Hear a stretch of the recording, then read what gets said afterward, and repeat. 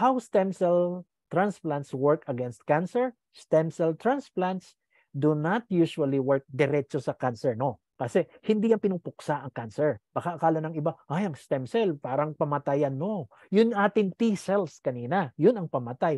Ang stem cells, no, it will help, it will produce ang ating katawan, no, the immune system, it will produce stem cells after treatment of very high doses of radiation therapy or chemotherapy, namamatay lahat yun. And so therefore the stem cells are needed, no? Our body produces stem cells, no? Indirectly, it does not act on the cancer cells itself, but it produces sa ating immune system produces this the different cells I mentioned earlier, like the T cells, the fibroblasts, para puksain ang cancer cells.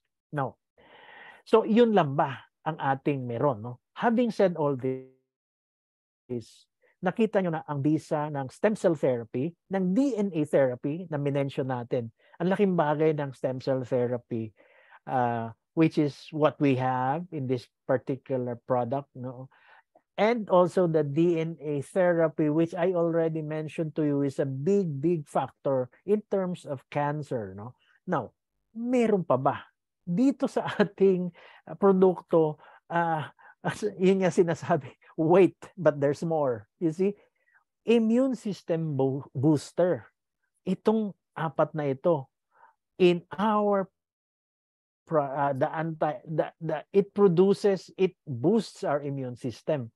Rhodiola, alam na natin yan. Red ginseng, sea buckthorn oil, and black currant oil, no? Itong apat are identified already to boost our immune system, no? Sinabi ni Doc, pag na-boost ang immune system, abay, maraming mga T cells. Lalabanan lahat ng mga cancer cells na yan. Let's go to specifics, no? Our GSE. Ano yan, Doc? Ano bang GSE na yan? Grape seed extract, no? Kaya may grapes ka nakikita. Ang grapes hindi lang nagiging wine yan, no? The seeds, no, the extracts, it reduces the risk of cancer, okay? So we don't have to go into cancer para puksain ang cancer. It prevents cancer from occupying our vital organs.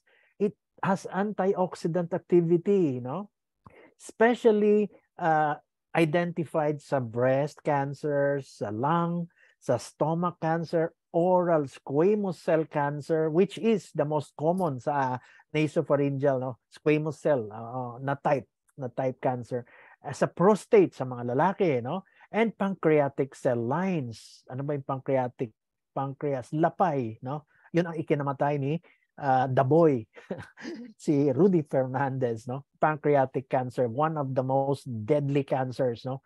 3 months, ganong kabilis, lalo kung nasa neck and head, no?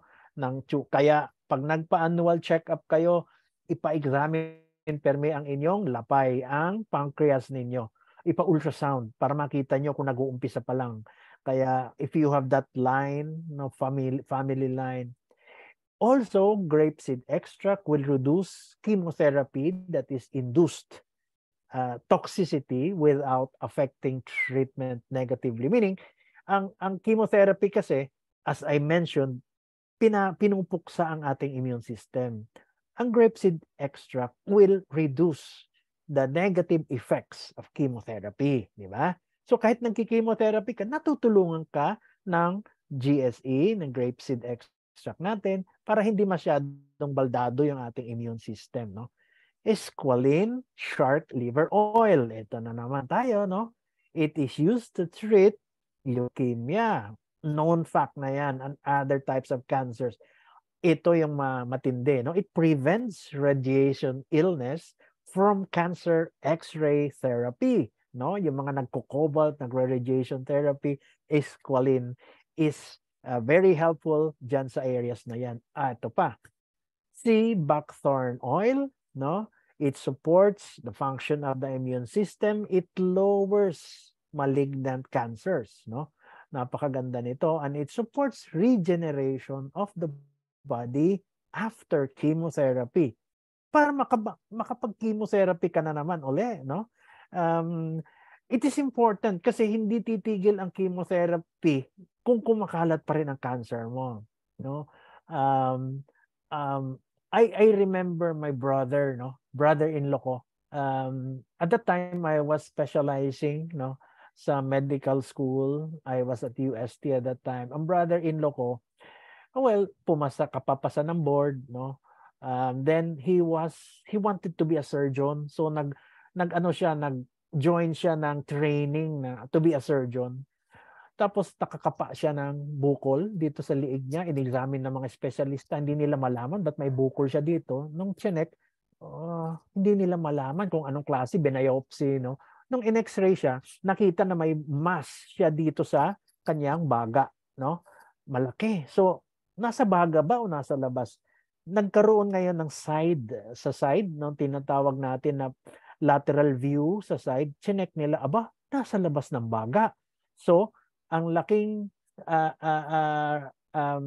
it's a big probability is that it is not, of course, not a lung cancer, but it's a lymph node. Marami po tayong lymph nodes dito sa likod ng buto ng ating sternum, no? So, nag-biopsy, nakita that it is lymphoma, no?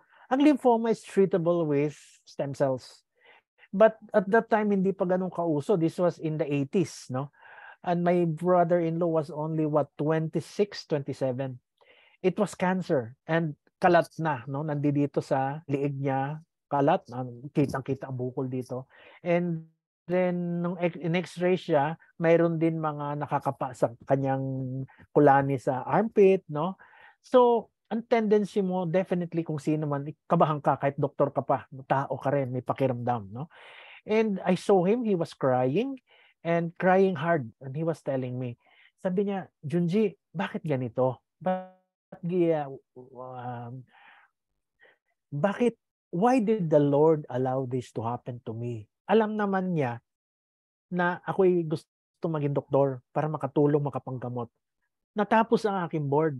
Pinaghirapan ko ang medicine. Pinaghirapan ko mag-aral para makapag-board. Pumasa ako para makatulong. Ito nag-uumpisa ako. Bibigyan niya ako ng cancer. Parang isinusumpa niya. No? Galit na galit siya. Sabi niya, bakit ganito? Bakit ganon? 1 linggo. Nakamukmuk siya doon sa sofa, sa kanyang upuan, crying and crying. Wouldn't eat. Ayaw kumain. So, kinausap ko siya. Sabi ko, alam mo naman, Dodi ang pangalan noon. Sabi ko, God has always a message. He knows, mayroong ano yan eh, there is something to it, no?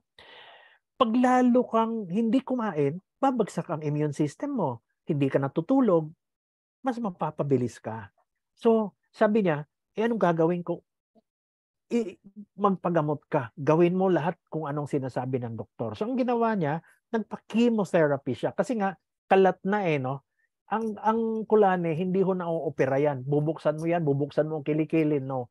The spread is through the lymph nodes, through the blood vessels. So, the treatment is chemotherapy. No? Pag kalat na kalat buong katawan, the best approach, hindi mo pwede operahin, magbali ka ng magbukas ka ng katawan, hindi. Ang binubuksan niyo yung mga tumor na specific area sa breast, sa prostate, etc. But in this case, ganon, nag-chemotherapy siya. Nag-chemotherapy, suka siya ng suka. After 1 session, at that time, umuso niya, ayaw ko kung naalala niyo yung Medjugorje. Ang Medjugorje nito is, may yung apparition na lady, no? Sabi niya, pupunta ako doon para magdasal, baka matulungan ako. Pero, sukat siya ng suka. So, bumiyahe sila sa Europe, no? I think it was in the Czech Republic or wherever that was. They prayed, doon kasama sa mga pilgrims, no? Pagbalik niya siguro napagod siya, nagpa-CT scan ulit siya, tiningnan kung active pa rin yung mga kulani. Ay nako, active na naman ulit. Iyak na naman siya ng iyak. Sabi niya, ano ba, hindi ako pinapakinggan. And this type of cancer na kinuha namin ng slide ng kaniyang pathologist, pinadala namin sa Amerika kasi may pinsan ang misis ko na who is a pathologist sa Amerika para for a second opinion or a third opinion, tiningnan nila. And the bad news was, itong lymphoma na ito is non-Hodgkin's. It's a type of cancer ng lymph nodes na difficult to treat, very, very recalcitrant o hirap pasukin ng chemotherapy kaya umuulit. So, ayan na naman ang iyak niya, iyak siya na iyak. No? So, pagdating ng second session niya, kinakabahan na naman siya kasi ayaw niya yung feeling na nasusuka siya pagka nagki-chemotherapy. So, ang nangyari, wala kang magagawa. Bayaw, sabi ko, you have to have the chemotherapy.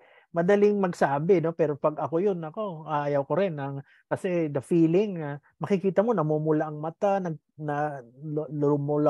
lumalaki ang mukha, namumula, lumuluha siya. Talagang and ang chemotherapy, as I said, is very toxic, no? Toxic yun eh.